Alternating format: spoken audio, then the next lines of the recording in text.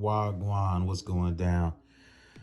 So Charleston White ended up chiming in on Bandman Kevo Say Cheese interview, which was a good topic, I think.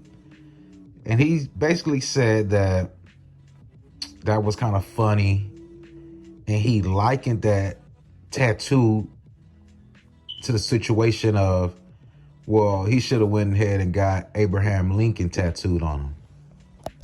And he did say that why would he get his body tattooed up, his temple basically. So, he's saying his body is a temple. Why is you drawing on it? So, I understand where he's coming from, but you got to understand that Bandman Kevo is not the first person to get a tattoo. Bandman Kevo is not a tattoo artist. You have to understand those things. Now, Bandman Kevo responds to Charleston White, in his Say Cheese interview, okay?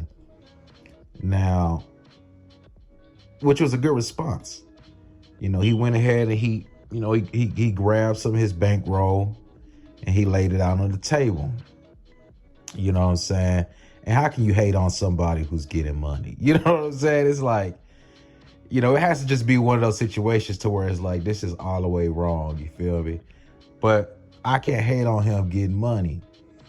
So basically he was saying that he's going to get one leg tattooed up, with all white people. And he's going to get another leg tattooed up with all black people. He says he's going to do his research. And that's what that's what he wanted to do. He wanted to get one white leg and one black leg. So I'm not really, tripping off that. You feel me? I mean, how can I trip off anything? You know what I'm saying? All I'm doing is saying basically that I don't think it's completely a bad thing. Jeff Bezos and Elon Musk did very good things. I think Jeff Bezos ended up giving $100 million to a black guy who works for CNN, or I don't even know if he works for CNN. He just gave, I think CNN reported it, but I forgot the dude's name. I don't know if it's, I forgot the dude's name, but he just gave this guy $100 million amid his divorce from his wife. So, can't hate on that. You know what I'm saying? And Bandman Kevo decided to get both of them tattooed on him. So I think, hey, to each his own. He has an opinion. He aired out his opinion. It's a good thing. You know what I'm saying? People are talking. You get to understand where people are coming from. I really don't feel like he said anything too bad. I think Charleston White, if anything, he was just getting on him for that move. Maybe he didn't understand his state of mind and what he was doing. I don't think he was, coming for him, even though that may have been what it was. He was just commenting on, hey, man, you know what I'm saying? That's not really what we do, you know what I'm saying? But, you know what I'm saying? I really don't understand that because everybody got tattoos. You know what I'm saying? But people get weird tattoos, you know what I'm saying? And it becomes a joke, you know what I'm saying? Maybe Charleston White was just playing on that because some people do have tattoos for jokes, you know what I'm saying? That's very much a thing. You get cartoon characters and, you just get crazy stuff on you. So maybe he was shedding a light towards that. You know what I'm saying? But obviously, Bandman Kevo is about business. He's about money. He's a businessman, obviously. And that's what he responded with on Say Cheese interview. So I think that, you know what I'm saying, hey, the dialogue is a good thing, if anything. You feel me? And you have to talk about certain situations because you have a big audience.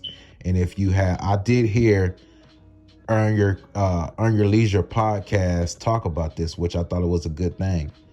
If you have 500,000 to 1 million followers on IG, subscribers on YouTube, anywhere, even across all of your platforms, if it equals up to that amount, and I'm saying that, if you have quite a bit of followers spread around each of your platforms, if you add them up and it's a big number, you are a leader. You know what I'm saying? Which is I think it's true. And I think that's a point that Charleston White did not make. I think his argument would have been validated if he would have made that point. If he would have said, hey, Bandman Kevo, you are a leader and I'm not following you on this move. I think that would have been a good argument to make. But just with the times and watching everything, I concluded that from his argument, from his statement, I concluded that he is saying, Bandman Kevo, you are a leader, and I really don't follow you too much on this decision you made. Can you explain further in detail? Which Bandman Kevo did in his response on Say Cheese. You know what I'm saying?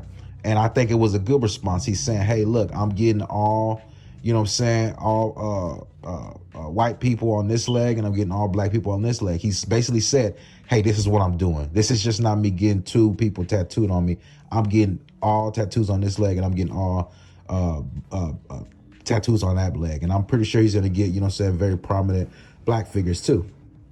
You know what I'm saying? You have to, sometimes you got to explain yourself. Sometimes you got to kind of explain your moves that you're making. People may not understand where you're coming from, but that's life. And, that's how that go. But Kwame Brown, Bus Life, he interviewed Shay Means, and that was that whole Tony Sotomayor thing, that went down. I actually made a video about it. You guys should check that video out. I made it maybe like 2 or 3 videos ago. So if you just go to my videos, you'll be able to see it and check that out. Basically in this, and I think Mr. Skinny was on there, or Skinny TV was on there too in the interview.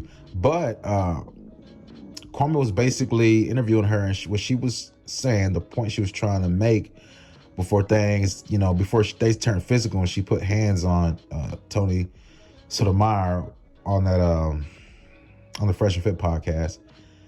Basically, she was trying to say, what she said in this interview was that she really went down there to get on his podcast, which would have been a contradiction because, Tony Sotomayor is talking about people like her, women like her who, wear weaves and kind of act a certain way, carry themselves a certain way. People have been wearing hair pieces for forever. You know what I'm saying? A lot of different people wear hair pieces and do their hair, do their nails, and do different things like that. To me, I'm looking at it from a wide scope. You know what I'm saying? Yes, it's a $1 billion industry. You know what I'm saying? Yes, I think more people like her should have a foothold in that industry if, they are the main consumers. If people like you and I are the main consumers in something, I think that you should be able to have a foothold in it. You know what I'm saying? If you're buying something at a large rate, you should find a way to have a foothold in that business. You know what I'm saying? So that some of that circulating money could go back into your pocket. You know what I'm saying? That's just as simple as that. But she was making a good point. And it was something in here that I wish she would have said. You know what I'm saying? I didn't watch the whole thing, but the main part, basically, she didn't really say too much about it, that he's contradicting himself. He's being a hypocrite. Because a lot of times, and that goes to Tony Sotomayor, sometimes when you get on something, and this is very true, that's why I hold my horses. Because when somebody is, hitting you, you know what I'm saying, and not physically hitting you, but when somebody is saying something with their words, saying something with their mouth that you're not very much accustomed to, you haven't heard nobody place words like that. You know what I'm saying? People that you were brought up around really didn't talk about that, really didn't hit in those spaces like this person is hitting on. And a lot of times I watch my mouth because I'm like, whoa, this may be some new knowledge. I can't flip out on this guy or on this person. And a lot of times that holds true. You know what I'm saying? And what she did was said she jumped out the window really quickly, you know what I'm saying, and was getting on his head and basically just saying, oh, you're trying to get with me and I really don't, you know what I'm saying, I'm really not vibing with that. Which I don't really think is a big topic. It's like, you know what I'm saying, okay, this guy may have been interested in you and you're really not interested in him. Why is this the main topic of your interview? You know what I'm saying? She's a content creator. She has an OnlyFans. And it's just like, okay, maybe that's something to talk about. But the thing is, Tommy Sotomayor talks about women with hair pieces, women acting crazy and doing all this other stuff. And she kind of fits the description, but it's like, why are you trying to talk to me? But every time you on your podcast, you talking down on women who look and act like I do, which she did make a point about that. She did not call him a hypocrite, but she did say that, which raises the question, why are you trying to talk to me? But, you know what I'm saying, you going live on people who, you know what I'm saying, who are in my lane. Okay? Which the reason I'm going to insert that she wanted to get on his podcast and talk about that. That's the reason why she flew out with her friend, which is a whole, that's her side. You know what I'm saying? That's her side. That's what she got going. You know what I'm saying? It's just, it comes down to the point, you know what I'm saying, where you have to stand on what you stand on. And she is standing on that, whether you like it or not. Everybody has their own mindset, their own mind frame going into things. You know what I'm saying? That's just what it is. When you get a network of people, you know what I'm saying, and y'all doing business, which I believe that was a business trip, no doubt.